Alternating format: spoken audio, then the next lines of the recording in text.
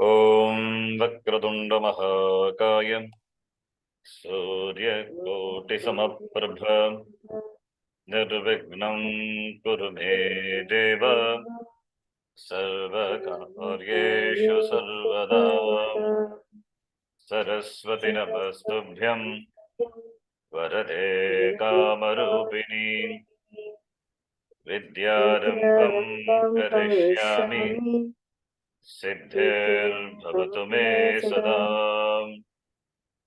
Gurur Brahma Gurur Vishnu Gurur Devo Maheshwaraha Guru Sakshat Param Brahmam Tasmai Shri Gurave Namaha Om Sahana Bhavatu Sahano Bhunaktu Sahaviryam Karavavahai Tejasvinavadhetamastu ma vidvishavahai Om Shanti Shanti Shanti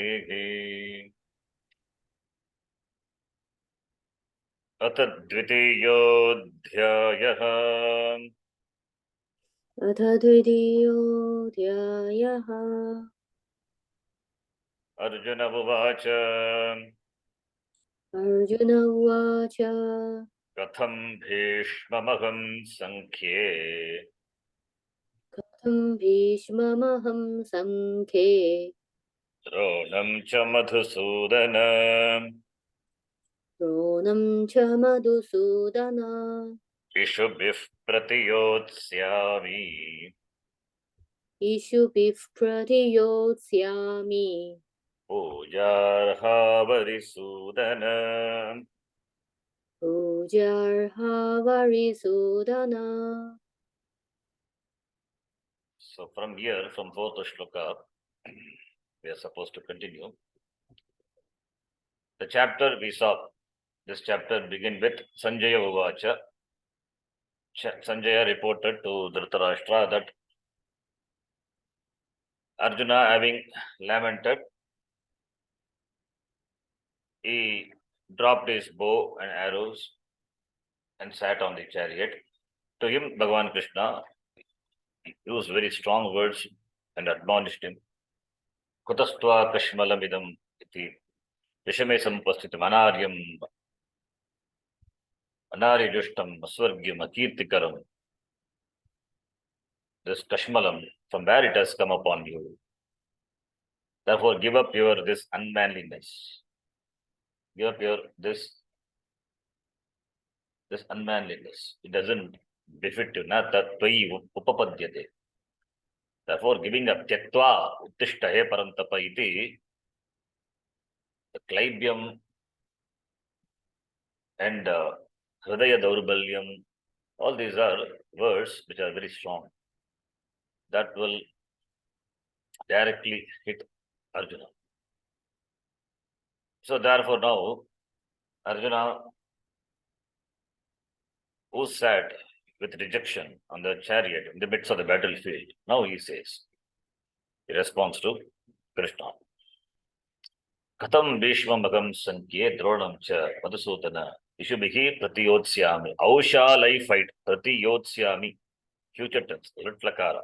The war has not started. How will I go? How will I fight? With Bhishma and Bhishma, my Pitamaha, Bhishma Pitamaha and Dronacharya, a Madhusudana. They deserve to be worshipped. Pujarhau, a Arisudana. Arisudana, Madhusudana. The words addressing Krishna. A Arisudana, a Madhusudana. How can I kill these two elderly and most revered people in my life? They deserve to be worshipped. Iti Arjuna Uvacha. Here I said the war has not started. Actually, the whole the summary here, what Sanjaya gives on the 10th day, in fact, on the 10th day of the war. It means The past events are presented. So therefore it is present. It is not really present. The past details are given in present tense. Therefore, war has not started, I say. This I told in the beginning itself. After the 10th day, when the commander-in-chief of the Dhartarashtra army, Duryodhana's army, that is Bhishmacharya, when he was shot by Arjuna, then Dhritarashtra was worried because he lost the Bhishmacharya, commander-in-chief, the two. So having got worried, he called Sanjaya and wanted to hear the details from the day one. Therefore, from day one, Sanjaya starts reporting. So the past presented as present. Therefore, war has not started. That's why I said war has not started. So therefore, here, how shall I kill? Iti Arjuna. Yes, but Arjuna had already then shot. That is because being advised by Krishna, make him think and act in keeping with dharma. So therefore he fought later. So Arjuna said, "O destroyer of foes, Adisudana, Madhusudana, destroyer of Madhu Nama, that Rakshasa. How will I fight in this battle? Katam Pratiyotsyami. Ishubihi, Ishu is arrow. Ishavaha Guru Shabdavatu. Ishubihi, Gurubihi, Tritya Vibhakti. With arrows. Sankhya is Rana, Bhumau, in the battle. Kurukshetre, Dharmakshetre. How will I fight in this battle? And in this battle, how will I fight with arrows? With whom Bhishma and Drona? They are Pujam Arhati. They deserve to be worshipped. They are my role models. They are my gurus. One is my Pitamaha. I have tremendous reverence for him. Other one is my guru. So how will I fight with them? In this verse, Arjuna said, what amounted to, you cannot understand what I am saying. You cannot appreciate where I am coming from. I have been placed in a very unenviable situation. I have to fight, and I am quite accustomed to that. That I have to fight against people known to me is also not the real problem. I probably could manage to fight against my own people. But how can I fight against these two stalwarts, Bhishma and Drona, towards whom I have such great reverence, to whom I owe everything. What I am is because of these two people. So how will I fight with them? By addressing Krishna as Madhusudana and Arisudana, Arjuna was reminding Krishna that he had destroyed only demons and enemies, not his teachers and family. So that's why Sambodhana also sometimes it's just watch why such Sambodhana is used. Here Sambodhana, Arisudana, Madhusudana, Krishna destroyed. These people, they are Rakshasas. They are not his kith and kin. But those whom Arjuna was now supposed to destroy, that is, gurus, who deserved only worship from him, instead of weapons, he should have brought flowers and been making garlands to offer them. Supposed to do Pada Puja. They deserve worship. Drona was the one from whom he had learned the art of archery. He had grown up on Bhishma's lap and learned everything he knew from him. Bhishma was Arjuna's role model, its inspiration, idol, and hero. How can I use my arrows against these two men, he asked. It's a valid question. To fight with the people whom you revere, whom you respect, towards whom you have reverence, is not an easy thing. Therefore, it is understandable why Arjuna was dejected. In fact, these two people were in his mind. These two people occupied the space where Duryodhana was there before. He came to fight with Duryodhana a tremendous courage and commitment to fight with Duryodhana and others and destroy. But having seen these two people, Dronacharya and Bhishmacharya, the whole thinking of Arjuna changed. Arjuna could also talk the way Krishna was talking. He too could deliver a pep talk and tell others that they should behave like men and do what had to be done. But Bhishma and Drona were two people for whom he had the greatest respect, which they deserved, and Arjuna did not think he could destroy them. This thinking was what led him to ask Krishna to teach him what was right. It's important. This thinking of Arjuna, that alone later made Arjuna to ask, to seek the help of, made Arjuna to seek the help of Krishna. There alone teaching is required, advice is required. So someone from whom you can get some sane advice, advice which is proper advice, who can think impartially and give an advice, instruction, whatever it is. The process of Arjuna's thinking is revealed in these verses very beautifully. The Gita still has not begun. It is going to begin only from the 11th shloka onwards. But here it has not yet started. We are only in the 4th shloka. Krishna's advice to get up was that of a friend. Tektva uttishta parantapa, parantapa, uttishta, get up. He told. That instruction, that advice is only to the friend Arjuna, not to the disciple Arjuna, because Arjuna had not become his disciple yet. It's going to happen the same chapter here only. In another few verses, it's going to happen. But now it is not. What Arjuna intended to do was not going to take him to heaven, much less add to his credit. And Krishna told him so. Asvargyam akirti karamiti. Everything else Krishna said was just to boost Arjuna's morale.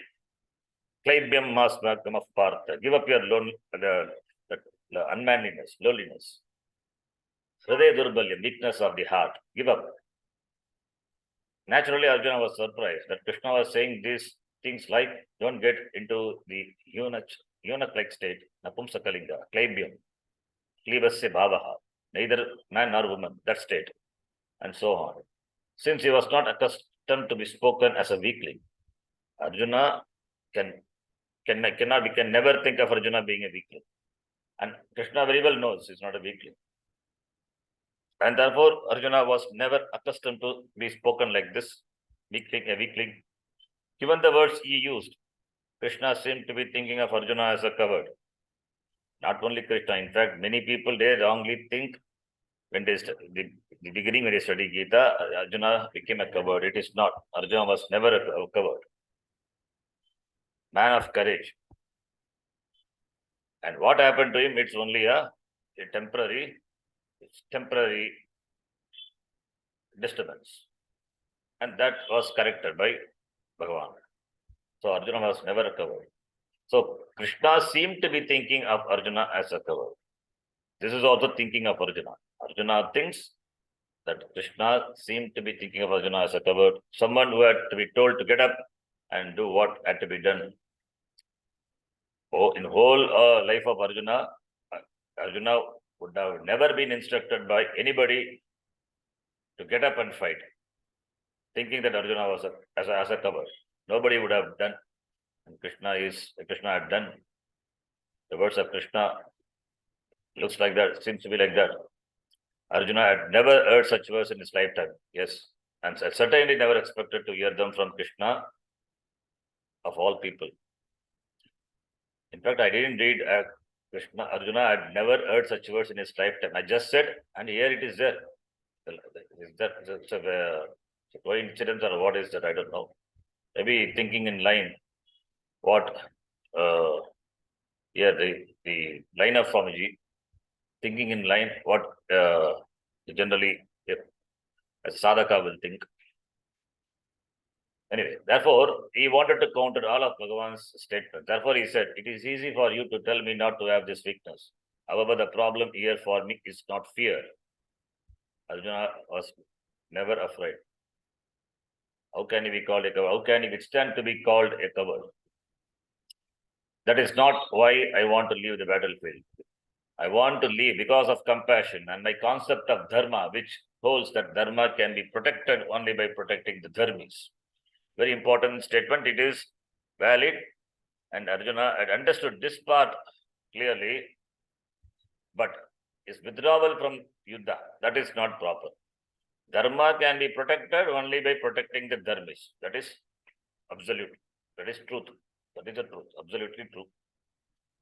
The only way I can win this war is by destroying all the dharmis. Therefore, none of this makes any sense. Arjuna's problem was something like that of a student who wanted to protect his guru from a fly that was bothering him while he slept. He took a big stone and killed the fly, and also killing his guru in the process. There are many such disciples. Many students also are like that, wanting to protect the guru from the fly, but kill the guru. Guru Hatya. Here too, in the name of protecting dharma, the very people who were supposed to live dharma and hand it over to the next generation were all going to be destroyed. Arjuna was anguished and amazed that all the Pandavas could have armed themselves to fight such a war. Thus he asked, how could we have decided to do anything so insensible? Coming to the war, decided to fight the war. The decision to fight the war is insensible. It has become insensible for Arjuna. In Arjuna's perception, this war would not protect dharma. That was his perception, his conclusion. It was also very clear to him that the result of this battle would definitely not give him any happiness in this lifetime. Nor did he see any kind of heaven for himself after death. Neither in this life nor after. Both he feels are denied for him. Because to destroy the entire Kula Dharma was an act of papa. Kula Dharma, the dharma of the Kula Dharma, Kulakshaye Pranashanti, Kula Dharmaha Sanatanaha, Dharme Nashte Kulam Krishna iti, he said in the first chapter. Kulakshaye Pranashanti, what Kula Dharmaha, Shashvata Dharmaha, all the dharma will perish. So therefore it's an act of papam. More than that, for the rest of his life, he would have to live with the thought that he had destroyed all these people. That will eat up his mind, whole life. Therefore, there would be neither Drishtapalam nor Adrishtapalam in such an action. That we saw already. No Drishtapalam nor Adrishtapalam. Neither here nor after Marana. Here also he will not enjoy, and after Marana also he will go to Naraka Loka. That is Adrishtapalam. Since this was Arjuna's view, he did not understand how Krishna could say that he was frightened. He went on to explain that the people standing there were not unknown to him. They were his own people for whom he had the greatest respect and reverence. Unless he killed people like Bhishma and Drona, they are pujarho, deserve to be worshipped. There would be no question of his gaining victory. So victory lies only by killing Bhishma and Drona. In addition, if they were destroyed, assuming that Arjuna was going to destroy them, what kind of happiness would he possibly have? He had to live with the thought that he had destroyed those he revered the most, those from whom he had learned all that he knew. That's why I said what Arjuna is because of these two people. Therefore, and those two is going to fight and kill them in the war. Or is it even to conceive of such an action? Very difficult, therefore. It is understandable the situation of Arjuna. Therefore, he says, how can I send arrow against them? He asked Krishna. Even if Krishna had argued that Bhishma and Drona did not seem to have the same concern for him, Arjuna did not feel that he was in a position to make any such judgment. Their choosing to fight against him may have been wrong, but at the same time, they no doubt had their own logic for doing so. Because of his respect and reverence for these two stalwarts, Arjuna did not feel that he had the right to say anything about the decision to support Duryodhana. The point he was making to Krishna was that he himself could not do papam by exchanging arrows with them. Wherever sin is there, I'm reading papa. Papa is the right word. He would rather die than draw the arrow that would destroy Drona and Bhishma, his teachers. He therefore told Krishna that he, Arjuna, did not know the meaning of fear, as was very well known to Krishna. So it is not out of fear, it is out of reverence. Puja argo, not because of fear. A brave man can be sympathetic, but a coward who is sympathetic has a problem because the sympathy ends in distress. Arjuna's sympathy,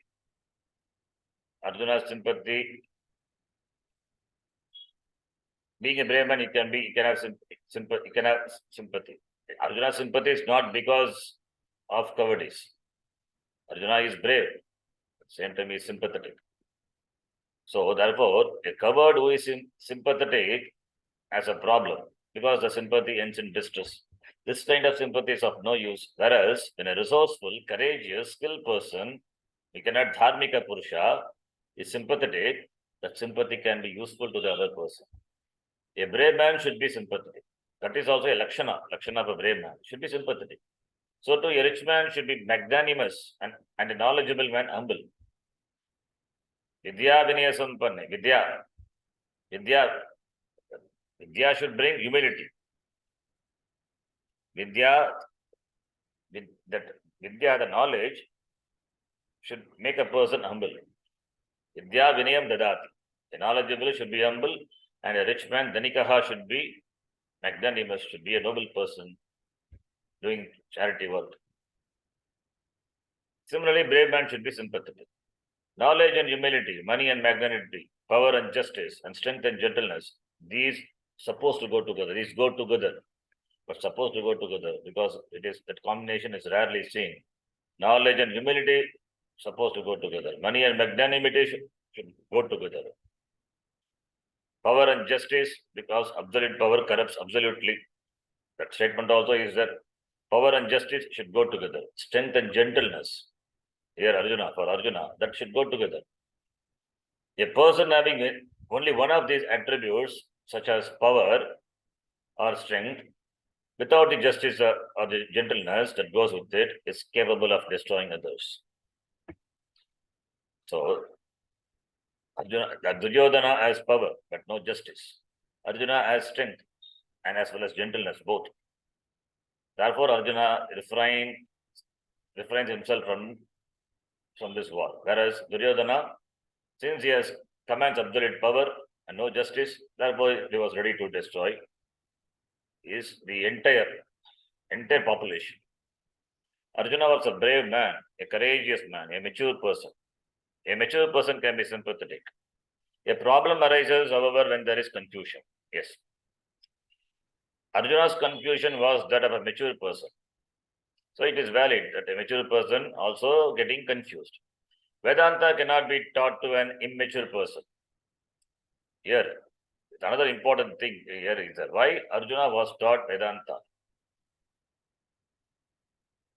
Was Arjuna matured?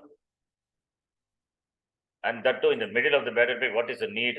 Because that is the time this knowledge is required. Krishna felt that is the time the Arjuna requires this knowledge, backed up by the knowledge. He can do his karma, his action, his duty properly. Therefore, he taught him karma yoga. And he taught Arjuna means Arjuna is a mature person.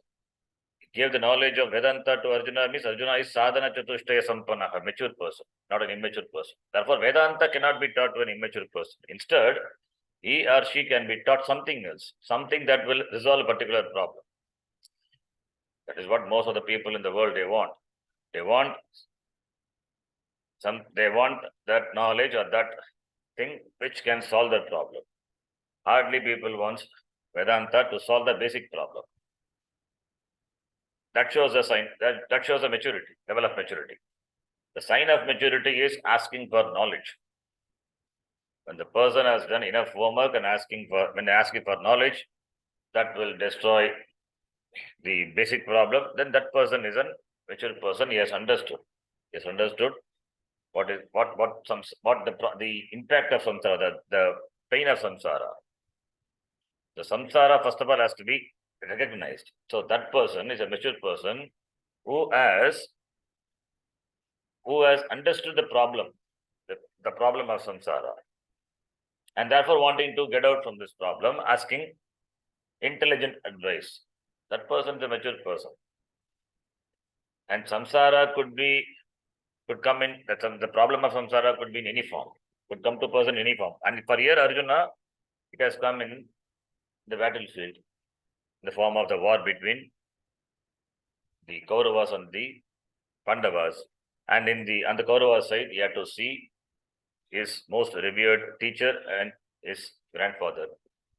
Therefore, being a matured person, Arjuna feels samsara. Therefore, Arjuna can be taught Vedanta, thereby solve the problem more fundamentally. This is where the Gita comes in, as we will see.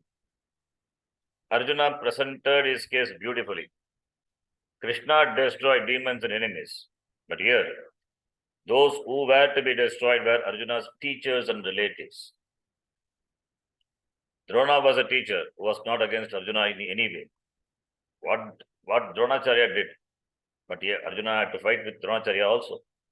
The only problem was that he was obliged to Duryodhana, the Dronacharya, because of all the help he had received from him. Bhishma was also obliged for the same reason. And also Bhishma had taken a vow that he would protect the king of the Hastinapura, the whole life, that at any cost he will protect his vow. Therefore, this did not mean, however, they were against Arjuna. Arjuna knows this very well. His teacher Dronacharya was not against him, and Bhishma also was not against him. They were on the side of Duryodhana because of some reason. Perceiving this particular situation properly, Arjuna told Krishna, destroying demons and enemies as you have done is right. Hey Harisudana, Madhusudana. By calling Krishna, he says, what you have done is right, but destroying one's teachers is not right. It was fine that Krishna was known as a destroyer of demons, Madhusudana. But however, Arjuna definitely did not want to be known as a destroyer of teachers, Guru Sudana. That brings discredit, infamy to him. Therefore, he doesn't want to be called Guru Sudana. Guru Sudana means Gurun Sudayati, the destroyer of Guru. Therefore, in the next verse, he said that it would be better for him to live on Bhiksha, on alms, than to kill his Guru. Life of Bhiksha, begging and surviving, is better than to kill his Gurus. So Arjuna was convinced that living a life given to begging is better than leading a life having killed the Gurus, with the name Guru Sudana. Let us read the next shloka. It is in Trishtup Chandas. So the meter is different. Guru Nahatva hi Mahanubhavan. Guru Nahatva hi Mahanubhavan. Shreyo Bhoktum Vaikhyamapi Haloke. Shreyo Bhoktum Vaikhyamapi Haloke. Hatvartakamanstu Guru Nigaiva. Hatvartakarmamstu Guru Nihaiva. Punjiya Bhogan Rudiha Pradigdhan. Punjiya Bhogan Rudhira Pradigdhan. Rudhira Pradigdhan. So he says, Gurun ha Atva Mahanubhavan Gurun Atva Shreyaha Bhoktum Iha Vaikshyam Bhoktum Iha Loke Shreyaha. That is Mahanubhavan. Mahanubhavan is highly exalted, experienced, the great people. Mahanubhavan, Guru, the teachers. Instead of killing them, living a life taking bhiksha. Vaikshyam is collecting alms from different houses. Bhiksha is asking alms, begging. But Vaikshyam is collecting food from different sources, not only from one house, from different houses. Vaikshyam. So it is better to live on food collected from different houses eating them, surviving with that, than to kill these teachers and enjoy the kingdom.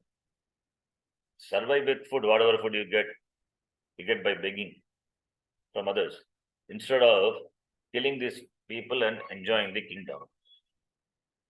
Why? Because Hatvartha Kamas to Guru Nigaiva Bunjiya Bhogan Rudira Pradigda.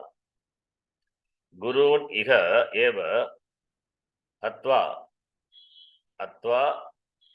Artha Kamans to Gurun Ihaiva Bunjiya Bhogan Rudira Pradigda. He says, killing them and enjoying the pleasures, that would be, that experience will be, that experience is that I make my hands, making my hand stained with blood and enjoying the pleasures of the kingdom, killing them. That I don't want. If I kill them, Hatva, Tana Guru Natva, if I having killed them, and the Bhoga and Arthakama, what I enjoy, that will be stained with blood. Having killed the Gurus and the Bhoga, what I enjoy, that will be the Bhoga, the pleasures which are stained with the blood of these people, Gurus. So that pleasures stained with the blood I would be enjoying by killing them and getting the kingdom. By killing them, I get the kingdom. But the pleasures what I would be enjoying would be stained with their blood. Udira pradigda. Therefore, I don't need. It says it would be better indeed to eat food collected from others, vaikshyam, here in this loka, here in this world, than to kill this exalted teacher, Guru Nahatva, Mahanubhavan, Guru Nahatva Mahanubhavan, Guru Mahanubhavan Ahatva, not having killed, not killing them, that is than killing them. Than killing the Gurus, it will be better to live on Bhiksha. Whereas, if I kill them, the enjoyments of Artha and Kama, Artha security, Kama pleasure, I kill them and enjoy the Bhoga, the pleasures which the kingdom offers. What kind of pleasures it would be? It would be the pleasure, it would be the experience, the Bhoga stained with their blood. Therefore, he says, I don't want that type of enjoyment. Arjuna also looked upon his grandfather Bhishma as a guru, because he had been taught by him as he grew up. Bhishma and Drona were not ordinary gurus of the world. They deserve the status of highly exalted people. In this verse, Arjuna told Krishna that it would be preferable to live on alms than to kill his own people.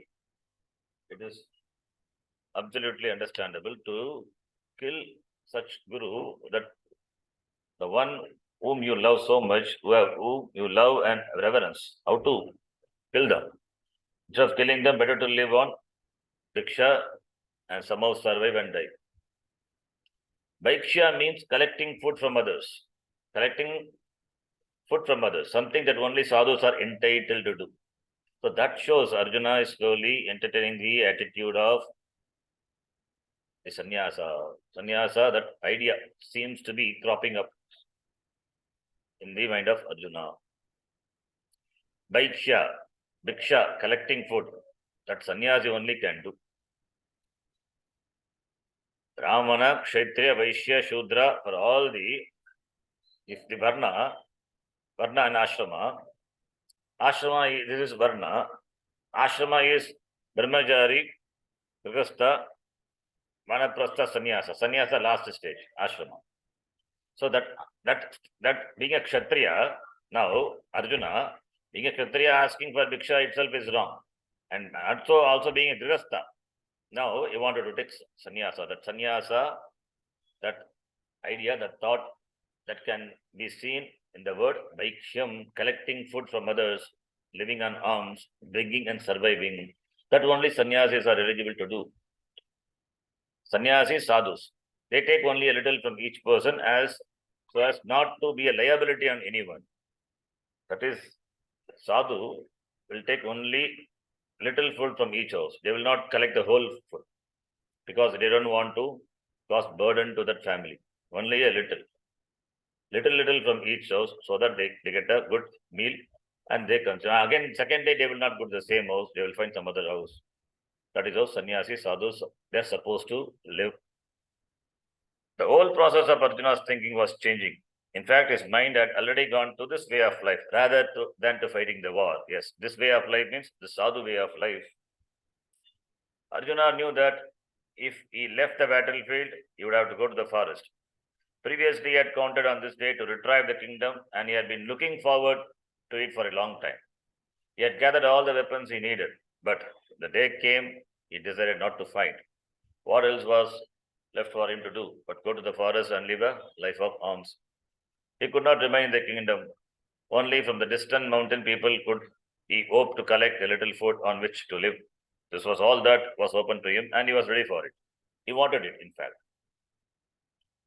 So, not withdrawing from the war means going to the forest and living on arms. Only two types of people can take Bhiksha. One is Brahmachari, students, other one is Sadhu. Pratama Ashrama is Brahmacharya Ashrama, only Brahmacharis, and the last Ashrama, Sannyasis. Sannyasa Ashrama, Sannyasis. These are the two people only can live on Bhiksha. Grihasthas are supposed to, Grihasthas they depend on Grihasthas. Therefore, Grihasthas are supposed to support these two ashrama, Brahmacharis and Sannyasis. Brahmacharis can take Bhiksha because they are not earning members in the society. They leave home and go to the Gurukula to live with the teacher. Therefore, they are not allowed to go for Bhiksha. Therefore, they are allowed to go for Bhiksha if they have to. But generally in Gurukulam, food is provided. But if Guru has to go for Bhiksha, then Brahmachari should go for Bhiksha and survive. Sadhus or Swamis are renunciants. They live on alms. So Arjuna's mind now had turned in this direction. Because he was already a father and grandfather, Arjuna could not become a brahmachari. Arjuna is a grihastha, therefore not a brahmachari. Therefore, all that was available to him was the life of a sadhu, the next stage, not even next stage, because Vanaprastha just jumped over and wanted to become a sadhu. This was what he wanted, and this was the basis for the only question he asked again and again in the Gita, which is better of the two, Karma Yoga, Sannyasa. This keeps on asking. The third chapter as well as in the fifth chapter. The chapter itself, because it begins with this question, Karma Yoga or Sannyasa. Because Arjuna had this thought in the mind, Sannyasa. Why do you ask me to do karma when there is other lifestyle? He asked this question in the third chapter, again fifth chapter, yes, in both the chapters. Then perhaps he was a little shy about asking it again. He asked some other questions in between. And then slowly he slipped into it again in the 18th chapter, a different form. What is the difference between Tyaga and Sannyasa? So it is the same thing was brooding over the mind of Arjuna, and asked this question using different words. Thus, Arjuna always kept the same thought in his mind. He wanted to be a sadhu, and all of his arguments were directed to this end. Although Bhishma and Drona had come to the battlefield not as teachers but to cast their lot with Duryodhana for the sake of the kingdom, Arjuna's point was that if these people were destroyed, what kind of kingdom would he have? Any enjoyment he would experience would be soaked in blood. Rudira Pradigdan, that a Bogan, Gunjiya Bogan, Rudira Pradigdan. He would be haunted by the sight of the blood of his teachers. Nothing would remove it from his mind, he was sure. The more one tries to remove a fixation, the more it becomes fixed. There is no way of removing it. If it could be removed, it would not be a fixation. Thus, Arjuna knew that the sight of Bhishma and Drona bleeding to death would be permanently imprinted in his mind. The impact would be so powerful that it would remain a fixation. Therefore, any pleasant experience he gathered would be sullied by the thought of having killed his own people. Any enjoyment he might have had would always be conditioned by the memory of the cost, the blood of Bhishma, Drona, and the others who were killed in the battle. Arjuna could not think of enjoying such pleasures stained with the blood of his gurus and relatives. His guru, whom he revered much, Bhishma and Drona, and the relatives. Therefore, he has this question. Therefore, he says that I don't want to fight. He didn't ask, he will ask. Till now, he was just telling his state of mind, his condition. He didn't ask for help. Help is going, he will ask for help in the subsequent, not in the next shloka. Then the later shlokas he will ask. Maybe in the 9th shloka or 10th shloka he will ask. He will ask for help. What should I do at this point, in this situation? I am caught up, not able to do anything. You please save me. Oh Krishna, I surrender unto you. Then only the teaching begins. Now, he presents his condition. Presents his state, condition of his condition is thinking. He makes Krishna aware what problem he has. Krishna knew, but still he says, I'm in such a problem. Don't know what, because Krishna wanted Arjuna to ask for help. Therefore, Krishna will push him to a corner to make him feel helpless, make him feel not knowing what to do, and ask for help. Then Krishna would help. Krishna had agreed to drive his chariot not just as a charioteer. It is to be with Arjuna all the time. That is the grace of Krishna. That is even before becoming a guru, Krishna, he himself, not telling Arjuna, he acted as a guru. Not telling. Arjuna did not. Because if it is only the job of the charioteer, Krishna would have just obeyed Arjuna's command and he would have taken the chariot back to the pavilion. He did not do. And Arjuna also knows Krishna's advice is required. His suggestions, advice are valuable, required. Maybe not, he may not have the attitude of the guru, but Krishna, being Bhagavan, he knows everything. Arjuna will come back. Arjuna will encounter such situation and he would ask for help. Everything Bhagavan knows, because he is a Bhagavan Avatara, he knows everything. But still, he will wait. But until Arjuna asks for help. Only when one feels helpless and asks, then only advice, the Upadesha, any Upadesha, whether it is Vedanta Upadesha or anything, should be given. Na bruyat. There is a shloka. Aprishtam kasachit na bruyat. That one should not advise when someone doesn't ask for it. If someone doesn't ask, why should we give? Should not. Otherwise, what is given also will not stay, because it is not sought after by that person.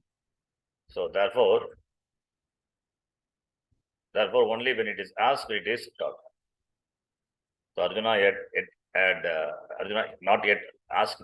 It is going to ask in the later shloka. We will see. We'll stop here. Om Purnamadah Purnamidam Purnat Purnamudachyate Purnasya Purnamadaya Purnamevavashishyate. Om Shanti Shanti Shanti. Harihi Om Shri Gurubhyo Namaha. Harihi Om. There is a line. Na prishtaha kasyachit bruyat. Aprishtaha kasyachit na bruyat. Aprishtaha kasyachit na bruyat. Don't tell anything which not been asked. Na prishtaha kasyachit bruyat. Nachanyayena prichyataha. Janannapihi medhavi jadaval lokacharet. Iti, there is a shloka. Okay, we'll see that shloka in the next class. It is not in Gita. There is just like a Subhashita shloka. Maybe there in some grantha. We'll see that in the next class. Dhanyavadaha. Dhanyavadaha.